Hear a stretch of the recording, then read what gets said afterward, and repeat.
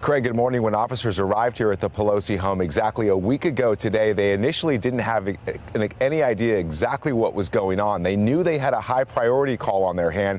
What was unclear, what was happening inside the property just behind me. This morning, Paul Pelosi is home, back at the house that became a crime scene a week ago today.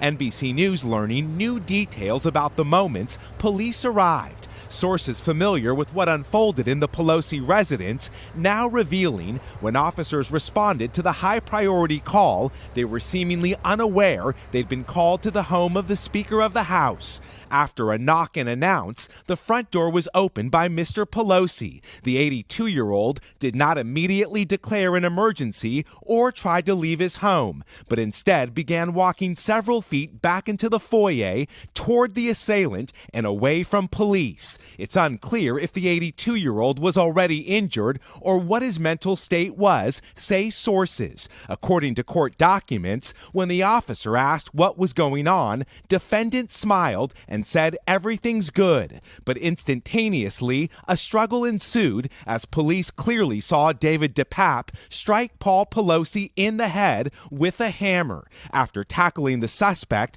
officers rushed to Mr. Pelosi, who was lying in a pool of blood. What we do know is he brutally attacked Mr. Pelosi and attempted to kill him. After spending several days in the ICU, Pelosi, who is recovering from a fractured skull and serious injuries to his arm and hand, is now home, where Capitol Police remain on alert. Investigators have previously said Pelosi did not know DePape when the 42-year-old broke into his home. Why Pelosi didn't try to flee or tell responding officers he was in distress is unclear. Fear takes over. Fear freezes people. This morning, the 82-year-old lucky to be alive after an intruder nearly killed him in his own home. Law enforcement officials tell us the bottom line here is this was a terrifying situation. We still don't know exactly what unfolded between Mr. Pelosi and the suspect for the 30 minutes they were alone inside that house before police arrived. Officials who are investigating this matter would not go into further details about these new details. Craig, back to you. Yeah, one thing's for sure, though. He is lucky to be alive. Miguel Almaguer for us. Miguel, thank you.